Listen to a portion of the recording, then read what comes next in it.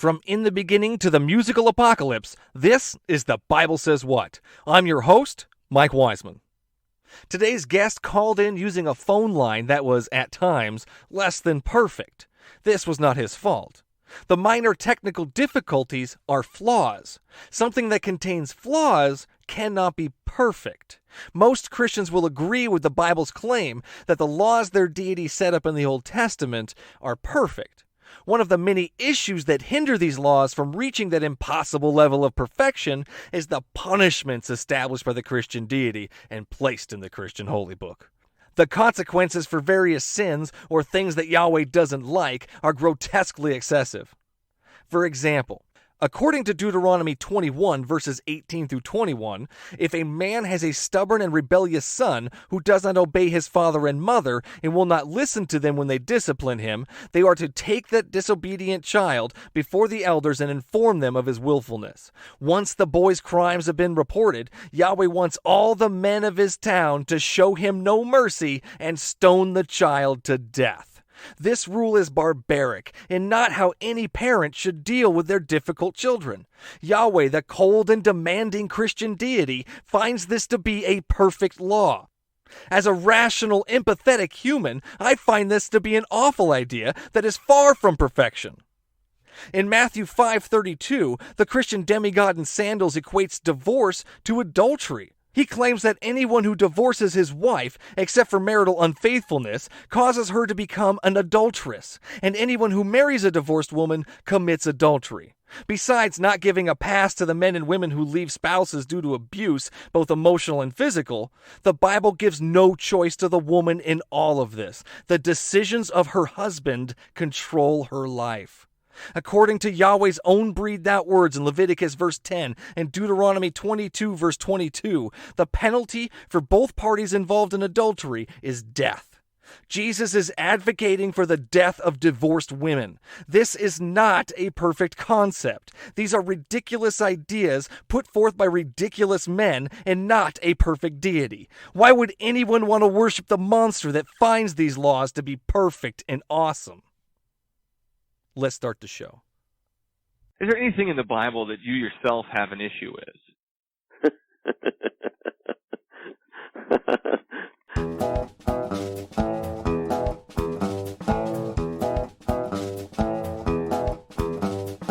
Okay, so it took you reading the Bible to realize that those things were bad for you? Yeah, it actually did. I didn't figure this out on your own?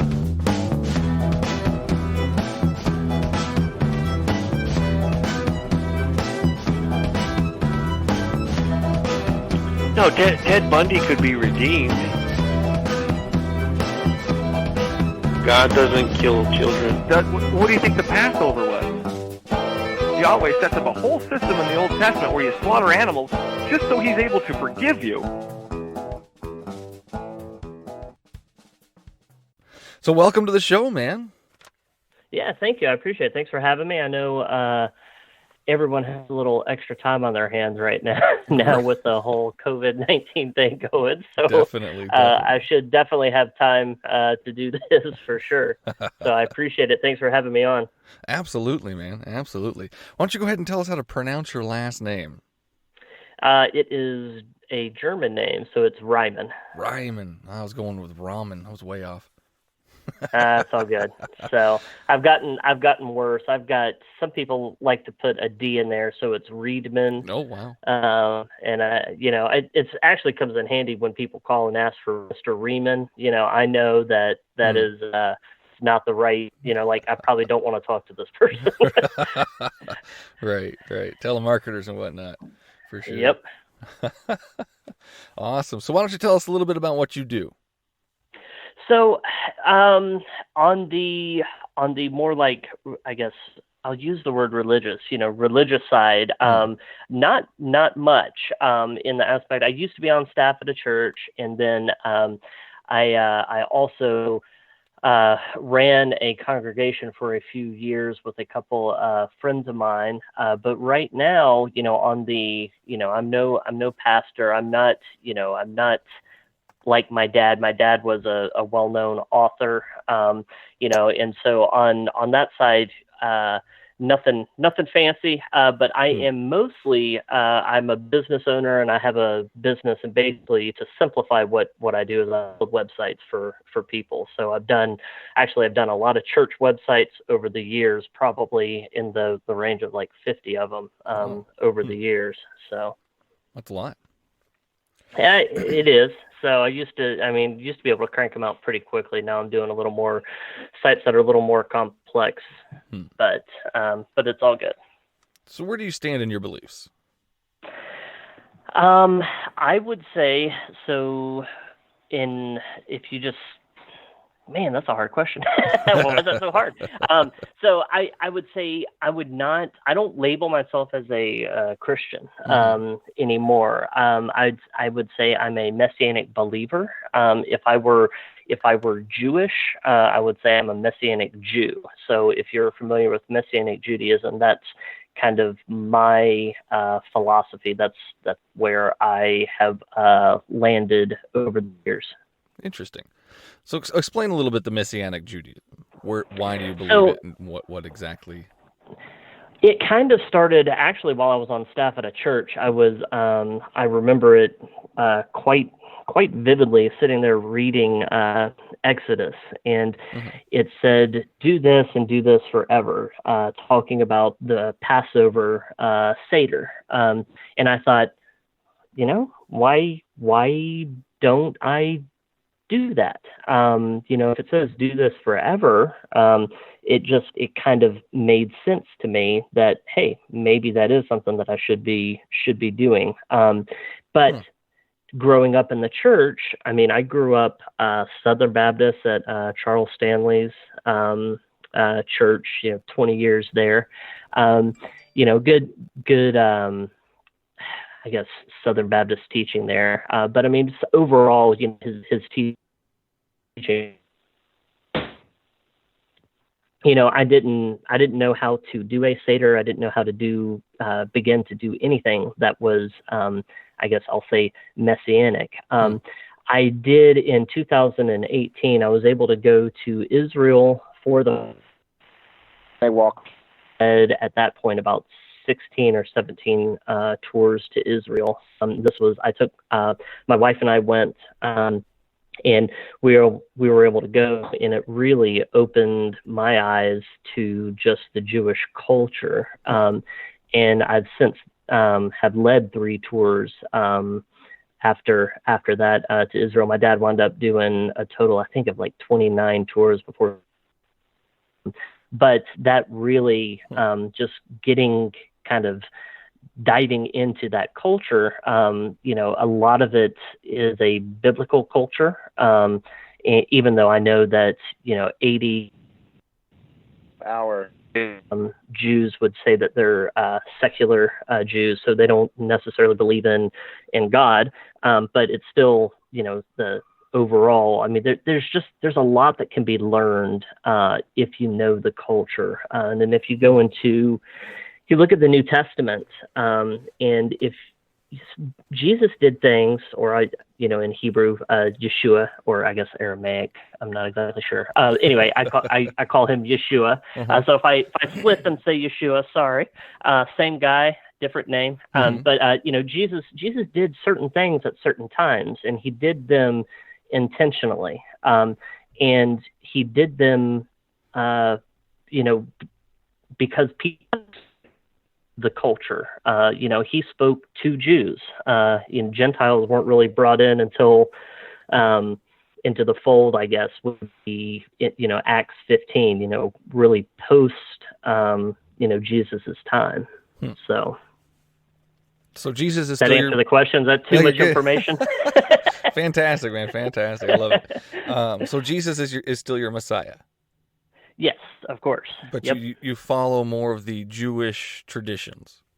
Am I right? Yeah. So I would say think first century. The specifically like in Acts 15. They were saying, no, these Gentiles, for them to believe in Yeshua, they have to convert. I don't believe that. And I think the apostles, nailed it, got it right, where, they're a conversion is not required, to follow Yeshua. But it is. I don't think there's anything wrong necessarily with trying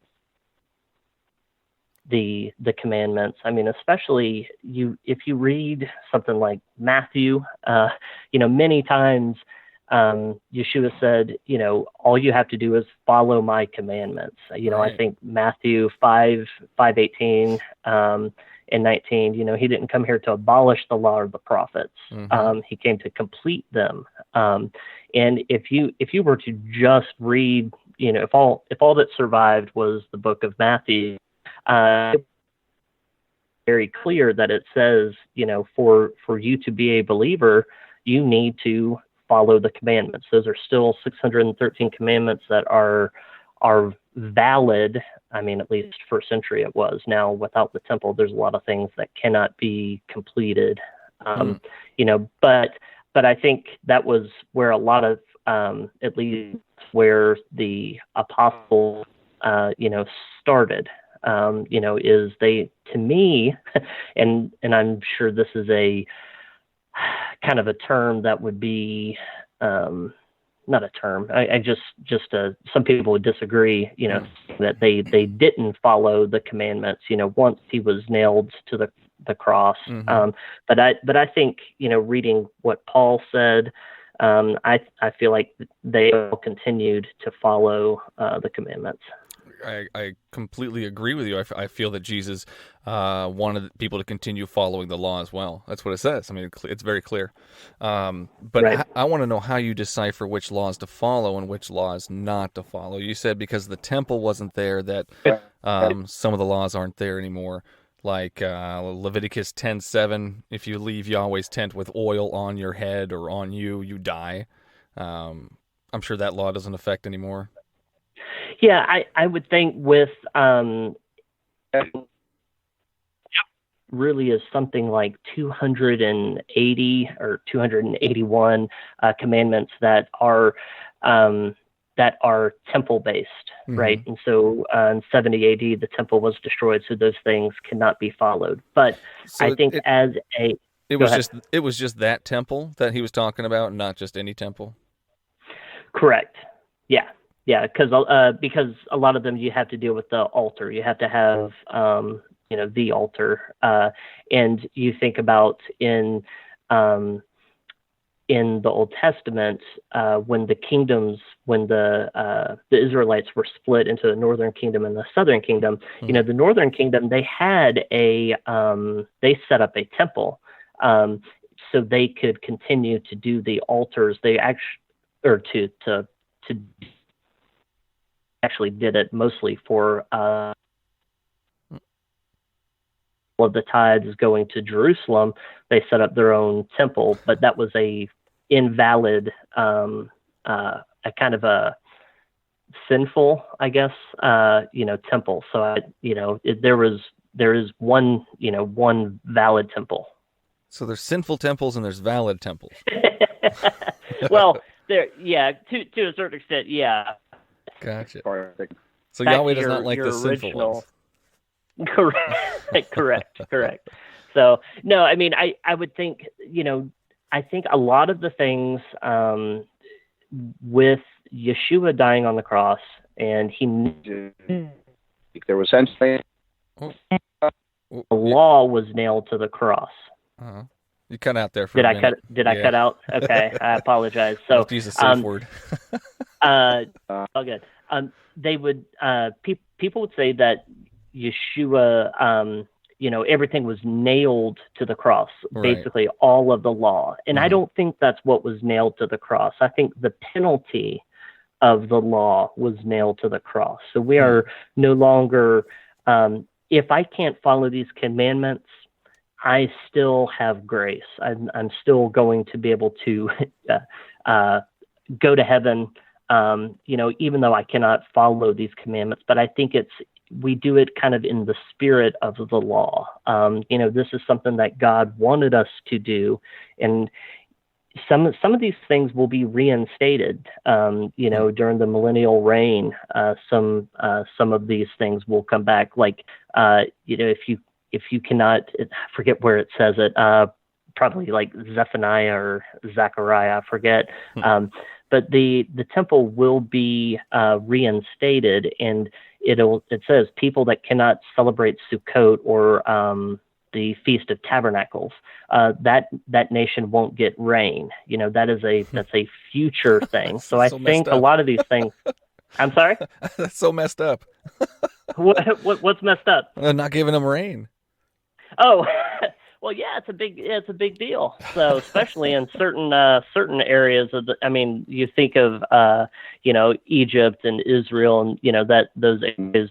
There is not a lot of water. Half of the year. Well, yeah, Vegas. I'm just like a desert, right? It's just like a desert. It's the weirdest thing.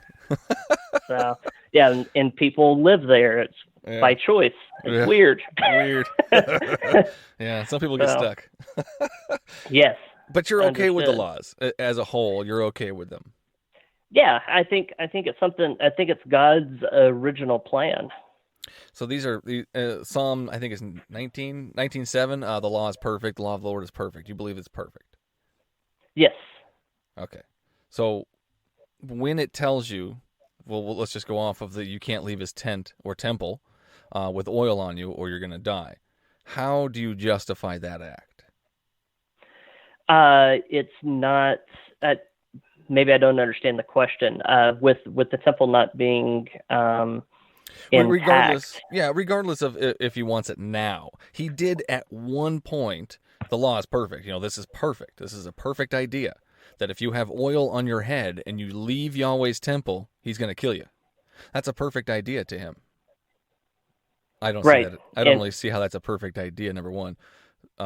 So why would he implement such a weird a law? And do you find this law to be perfect?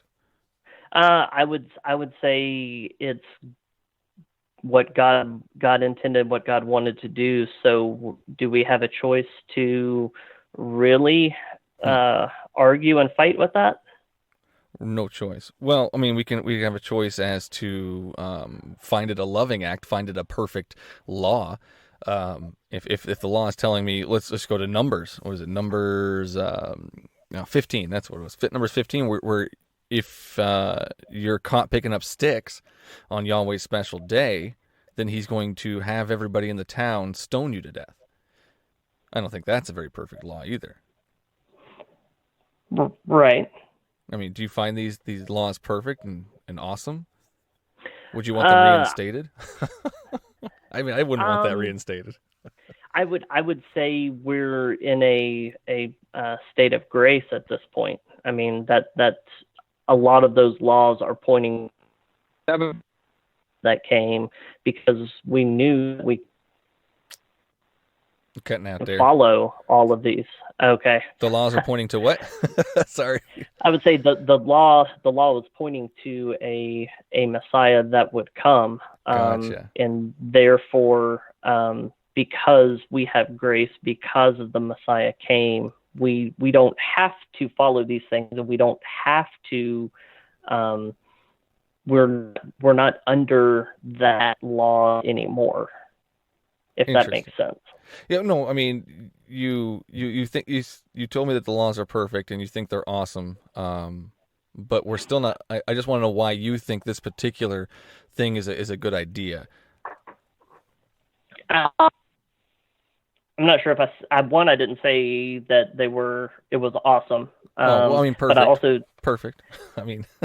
yeah, I would say it's perfect. That's what James, said. He calls it the Torah of grace. So I can't say that everything in there is good, but people being stoned because they sinned, that's not a good thing, but God has the right to do that, and he has given us a way to survive under the law because of what his son did.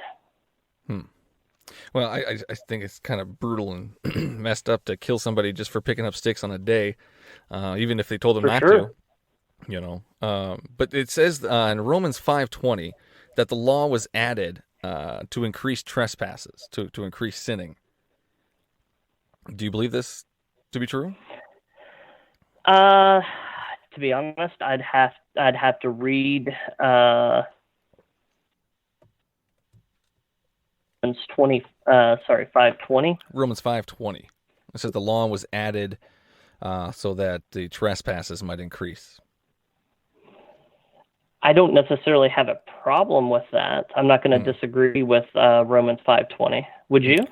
Well, it says that it wanted trespasses to increase. So if Yahweh wanted to increase sinning, and as in Romans 6:23, wages of sin is death. So he wants to increase death. It's really hard for me to agree with the statement that God wanted us to continue to sin, or God wanted us to increase sinning. Well, I mean, that's what Romans 5:20 says, though. It says the law was added, and Yahweh is the one that added the law and made up the law and came up with the law so that trespass will increase. And then the wages of sin, which is the trespass, is death.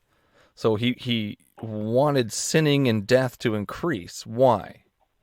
That's what I'm wondering. That is a really good question, and I need to read that chapter, the full chapter. Just getting one verse out of it is going to be hard for me on a phone call here. Yeah. So happens all the time. No worries. So, so you're okay with the laws. What about the punishments for these laws? I would say punishment is. I think that goes back to the cross. Where that has been paid in full by His blood. Interesting. So there might still be consequences, to it in the aspect of laws. You think like don't eat pork. They didn't eat pork back then because it was an unclean animal that basically can get you sick. Right. I don't think if I were to eat a ham sandwich mixed today, fabrics. I mean, you can't even wear mixed fabrics. I mean, right. Well, yeah, pretty specific. It is. But I mean, like if I were to eat a ham sandwich today, it might.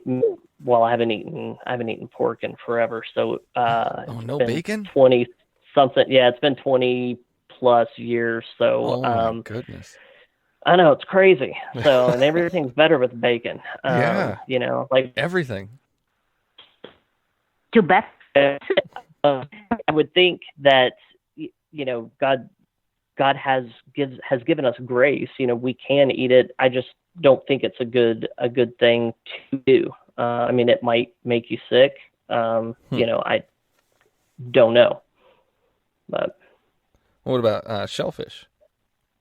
I have never. That's not true. I ate crab once. It just kind of grossed me out. It's kind of a weird meat, that's for sure. I mean, I don't eat it, because it's not kosher. So yeah. So you're okay with these punishments? The stoning to death for not picking up sticks, or Leviticus 29, where if you curse your parents, Yahweh wants people to stone their kids to death, or at least He did want to before Jesus came. He thought this was all a great idea. This was His plan. This was His idea. He still thinks they're a great idea. He still thinks the law is perfect, and it's a show of good things to come. Yeah, I wouldn't say I think it's a good idea, though. I mean, it's not good. What is I would say it's not going to be perfect until sin is eradicated from once the new heaven comes, or the new world comes. So I wouldn't say that stoning anybody for anything. I mean, you think about what Yeshua did. The person that was an adult. He said, well, let the first person that hasn't sinned to pick up the first stone. Yeah. I don't think any of it's good. Even Yeshua himself didn't, stone that person, even though that is what is in the law. Yeah, he didn't, sorry. Yeah, it's all good. He didn't stone her to death there, but later on, Jesus is going to come back to the earth. He's going to come back and exact the revenge and the wrath of Yahweh. For sure. He's going to bring a sword. He's going to come back and kill all the infidels and the people that don't believe in him. So he may not have killed that woman there, but he agrees with death as a punishment. For sure. Yep. Yeah, it was. But I just can't agree that it's a good thing of that at this time in this modern world. So it doesn't take place now. This was for those people back then, and it doesn't attribute to us. So I would say some of them, yes. Some of them. And how do you decipher which ones? Back to the original question, right? Yeah, I mean, I understand like some of them are for that time, but if you're still following some, why not all? Why not the ones where the kids are disobeying their parents and you're stoning them to death? Why not the ones that require capital punishment? Well, you also have to follow the law of the land too. Isn't Jesus' law more important? If you're breaking the state law, or no, because then you're sinning in. You can't trump the law, biblical law. What if the law is you're not allowed to go to church, you're not allowed to pray, you're not allowed to believe, you're not allowed to have a Bible? What about those laws? Are those okay to break?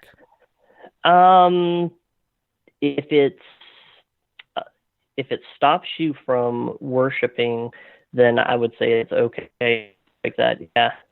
Well, what if it stops you from obeying the laws of Yahweh, like stoning disobedient children? I would say at that point you're breaking. That is a very good question. So yeah, I guess I could say I'm not how you pick the ones that you follow. You cut out a little bit there. You don't know how you do it? Yeah. Yep. Gotcha. So, okay. Well, infidels. Let's go with infidels. In the Bible, Numbers 25, you got to kill Baal worshippers. And then Deuteronomy 13, even if your own brother or your own family member, regardless, tries to deconvert you or talk to another god, you're to kill them. These are his rules as well. Right. How do you work with these? To be honest, I feel like you're just trying to trap me to. Not at all. I'm just be curious how it works for you, because you say these laws are good, and they worked and whatever, and they're perfect for Yahweh, but I don't see them as perfect. I'm seeing horrible things and death, and for silly reasons like picking up sticks or worshiping another deity or telling you to worship another deity. But you're telling me these things are perfect and they're awesome, and I'm not seeing it. Okay, so are you saying that the Bible is not perfect? No, definitely not. Are you saying that's imperfect? I don't see the Bible as perfect either, no. No, okay. So what makes the Bible imperfect? Let's go with all of the magical stuff in there. That's number one. Number two, what do you mean magical stuff in it?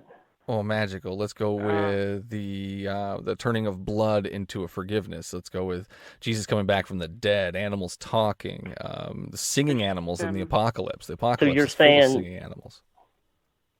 So you're saying that those things did happen or did not happen? Did not. No, I don't think that animals can sing. Except for parrots, maybe. Okay, so like with Genesis, is that just a story for you? Yes, that's these people's idea or attempt to say how the world began, to explain how things got there and whatnot. Especially when you read Genesis 1 and 2, they're completely conflicting ideas. You've got man and woman being created last in Genesis 1, and then Genesis 2, you've got man being created first, and Yahweh trying to find him a helper by creating animals, and that didn't work. And then he created woman, and that was the perfect helper, apparently. Does it become real people? Does what? Oh, sorry, you cut out that first part. Yeah, it keeps cutting out. I apologize. So at what point does it become something that is... to your life? I mean, because if Genesis, the creation story, is magic, I mean, at what point does it become reality, right? Was Abraham a real person? Maybe. Yeah, I'm not going to base my life on it, though. What do you base your life on, then? Reality, and things that are tangible, things that are, real. So was Jesus I mean, real? I mean, maybe he might have been. There's definitely a lot of, I don't want to say evidence, but there's a lot showing that he might have been just an eccentric Jewish teacher. He could have been a real person, but I do not think that he came back to life at all. Okay, so you don't think he was he deity? No. I don't believe in any deity, actually. I don't think that there's any invisible, magical people anywhere. In the sky or in my soul or in my heart, So what happens when you die? I go to the dirt and I decompose and I become worm food, essentially. Okay. Cycle of life, circle of life, and all that. Circle of life. So I get your podcast now. I didn't realize that you were basically I mean, would you say you're a believer? I would say I'm an agnostic atheist. I have no idea what's out there. Question everything. And I'm not going to give you a for sure what I believe because you know what? It might change the next minute with evidence. Evidence is always changing. Fair enough. Okay. Well, then I totally misunderstood what your podcast was. It happens, man. It's the title, I think. I think it's the title that throws everybody off. Yeah. So, I probably wouldn't have gone into some of the discussion, knowing that's because there's so many more important things that we should be discussing versus the law. Like what? I mean, just a deity or a god in general. It's hard to, I've struggled with that. Like, growing up in the church at one point, I had to figure out, like, was this religion for me? And I had to figure out, like, well, does God exist? And basically I keep coming back to a couple things. I mean, one of them is just DNA in general. To me, there has to be higher being, whether it be God or aliens even. There, if you look at DNA, there's a sequence, there's a code, and basically there's an intelligence, some kind of intelligence that came up with that. See, that's where I have to stop you. I don't think an intelligence came up with it, and even if I were to claim, I wouldn't claim it was specifically Yahweh. You know what I mean? I mean, there's a lot of deities out there that have claimed to have created life. Oh, for sure. Why the specific one? Why did you choose the specific one? Because looking at the kind of, I'll air quotes here, like all of the options out there, it made sense to me. It makes sense. And to me, there is looking at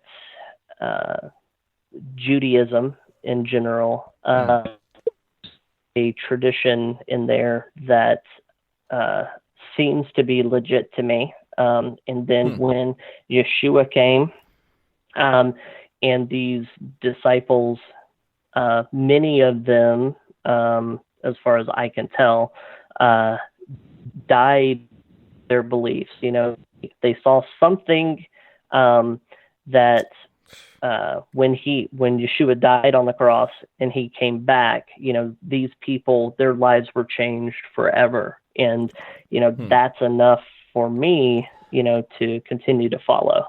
There's a lot of people that die for their beliefs that aren't Christian. That does not make their religion any more true or valid. Okay. So if people are dying for Islam, that doesn't make it any more true. If people are dying for my invisible dinosaur deity, that does not make it any more true or valid. Right. That just means that it's been able to convince a lot of people to die for something. Right. And that's where, it sense to me with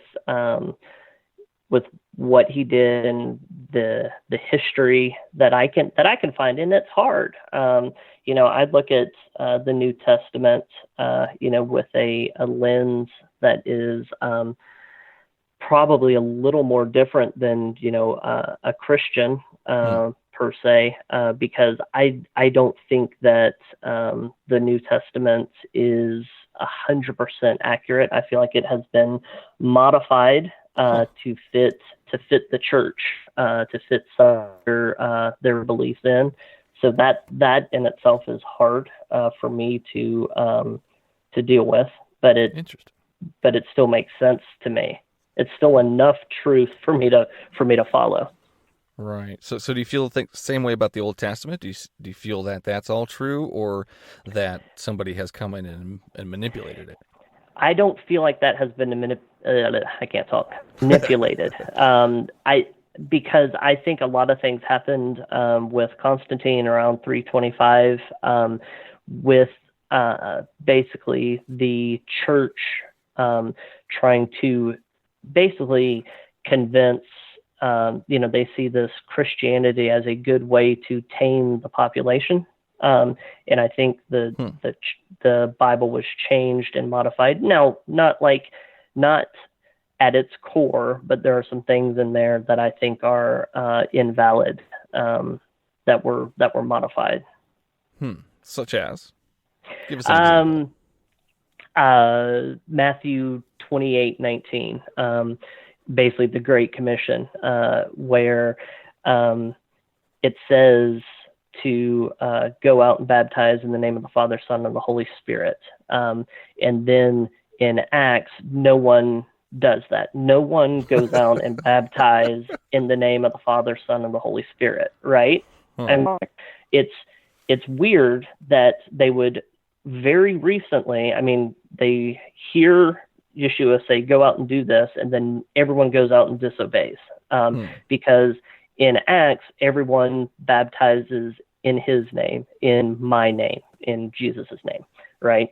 That's really weird to me. I think what happened with Matthew 28:19, is that they basically inserted a Trinity into the religion, and that's problematic to me. You doing basically, from what I can see, and it's hard with 2,000 years of lack of history in certain places. It's hard, but I think that specific verse was modified to basically fit what the councils were trying to accomplish. Interesting. So you believe the Bible has been modified, though? There are parts that have been modified. Yes.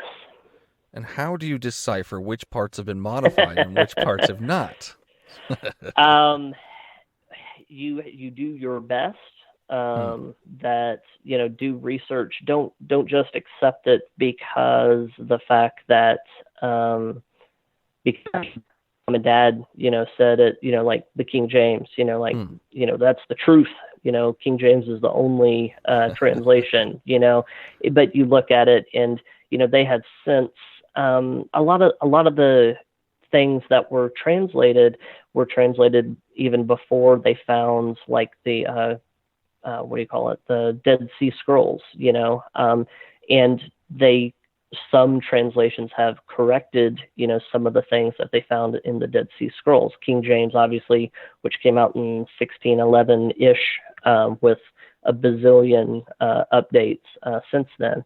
But they don't have, the oldest known script, so it's not based on that. It's based on something. Some of it even is based on, instead of it being based on the Hebrew, it's based on Latin, which was, a translation from the Hebrew, so it's a little, it's hard. To be honest, I'm not 100% sure how you, say follow your heart, and do research on it and study. Right. So follow your heart. I mean, I feel like God will can guide you.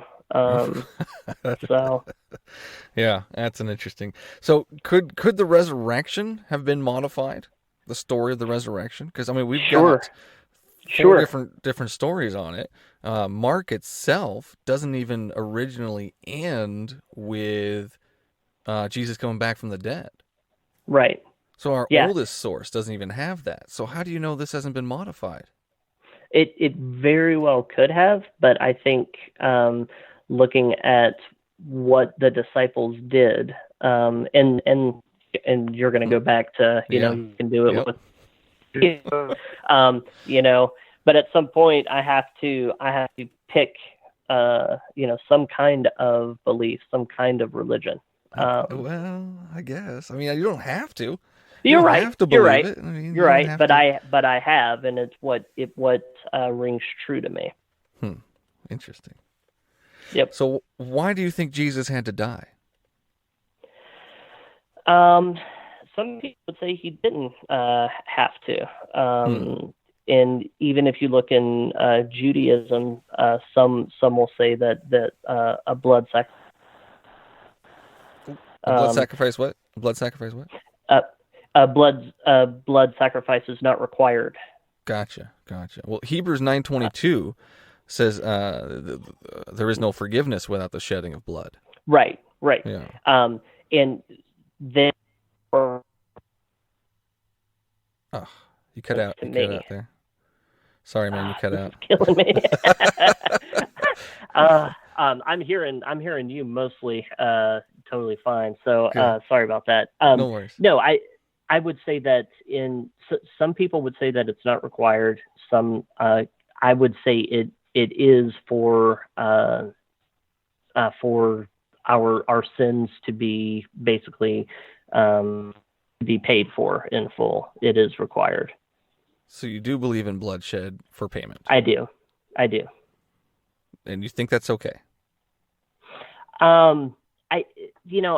Arguing with you is probably not that productive. I mean, I'm not gonna convince you of any of this. Right. No, but why do you think that that's a good idea? Why would a loving being what's a good idea? Requiring bloodshed for forgiveness? Why would a loving being require bloodshed for forgiveness? Why would a perfect father want blood to be shed in order to forgive his children?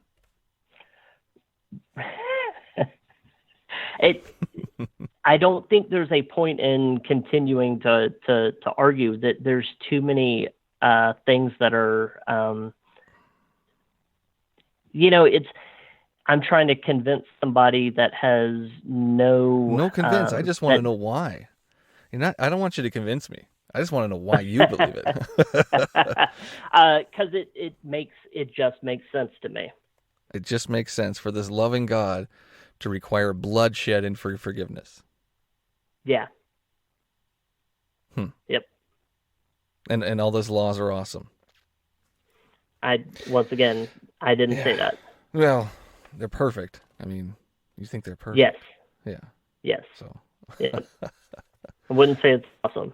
So Well, yeah. I mean, so which ones do you follow specifically? Is there like a set that you follow? Is it like the most Ten of what I Commandments? Or... what I try to follow are the feast and festivals. That sounds if fun. you look at Leviticus 23, there's kind of like, I call that kind of like the catch-all of all of the feast and festivals. I think that is important to do.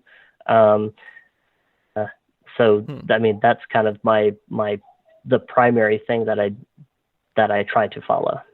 So yeah, I see. Well, yeah, I mean that sounds fun. The feast and the festivals, as opposed to the stoning and death and anger and repercussions for worshiping other gods or killing people for oil on their heads for leaving a tent. Yep, I would agree. Well, Yeah. I mean, it's hard to implement those things. So Well, in a civilized society, for sure. Yeah, for sure, absolutely. for Yeah. sure. So, do you believe these things are going to be happening in heaven? Are these going to be the rules in heaven? I believe that there will be a heaven without sin. Therefore, we shouldn't need. I feel like we will follow a lot of these commandments, but I mean, we won't need to be. We won't have to worry about these things because there won't be sin causing us, to break these things. If that makes sense. So you won't have to stone disobedient kids because none of the kids are going to be disobedient. Right. Yeah. Yep. That'd be nice, wouldn't it? Jeez. Kids. Yeah, let's not go there. Yeah. Yep. Oh man. So what do you think it's going to be like in heaven? So I mean, is it going to be like it describes? Is there not going to be any day or not any night? No weeping or gnashing. We're all going to have Yahweh's name on our foreheads. To be honest, I'm not convinced. Like reading Revelation, I struggle with that book in many ways, and I feel like a lot of people, if the scribes and the Sadducees and the Pharisees and the people that studied the law 2,000 years ago spent so much time reading and studying, and when the Messiah came, they did not recognize him. I feel like we look at, fast forward 2,000 years, we're trying to translate, or not translate, we're trying to understand Revelation, and we're trying to understand these prophecies that I think we're going to get wrong. Just really, really, really wrong. And so I can't really, I don't, it says that by reading Revelation, you're going to be blessed. And so therefore I have read it, but I do not dwell upon it, because it's like reading, sci-fi to a certain extent. Yeah. So, no, it's way out there, man. It's definitely one of those. Well, I mean, there's a lot of that in the Bible too. A lot of that far out. there is. Yeah. Yeah, but to me, Revelation kind of tops it. It does. So, It definitely does. It goes overboard with their singing animals, man. Yeah, fair enough. Fair enough. Yeah. So, Yeah. It says that every animal in the world is going to stop what they're doing and sing praises to Yahweh. Yeah. So, I mean, there's a lot in there. It's pretty fun. But it is. So, yeah. Well, I have run out of questions and pretty much out of time anyways. But do you have any questions for me? Keep it under an hour, I guess. Yeah. I try and keep it there. The kids let me go for about an hour or so. Had my dog in the background sitting kind of whining. I've been meaning to let him out, but haven't been able to. But anyway, no, I don't have any questions. I just it's interesting discussion. Maybe maybe not. You cut out that whole part, man. I'm so sorry. Are you serious? Yeah. I was. If you're going to go back and edit this, I'll try to pause here. Hold on. You're never going to edit? I don't edit the conversations at all. Oh, okay. No problem. No, I was just saying maybe someday we'll have a conversation again in the future, and maybe we might see eye to eye on some things. So we'll see. I mean, we both agree that Jesus wanted us to follow the Old Testament laws. So hey, we agree on something right off the bat there. That's pretty good. It's a win. It's a win. Oh, man. So, I appreciate all your right. time, man, and all your Yeah, answers. thank you. I appreciate it. Thank you, man. Talk to you. Bye.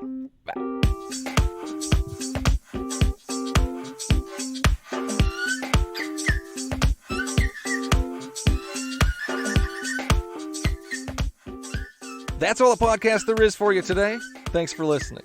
If you enjoyed the show and want to support the podcast, stop by patreon.com/BSW the podcast and become a patron for as little as $1 an episode. Patrons get access to bloopers, unaired clips, and conversations. You can also support the show by sharing, subscribing, or leaving a review. I love hearing feedback from listeners. Stop by and say hello at the Bible Says What Facebook, Twitter, YouTube, or Instagram pages. Please send all of your hate mail or guest suggestions to bswthepodcast@gmail.com. And no matter which platform you use to listen to your podcasts, don't forget to hit that subscribe button so you won't miss out on the next episode. Until then, would you kindly pick up your Bibles and read them?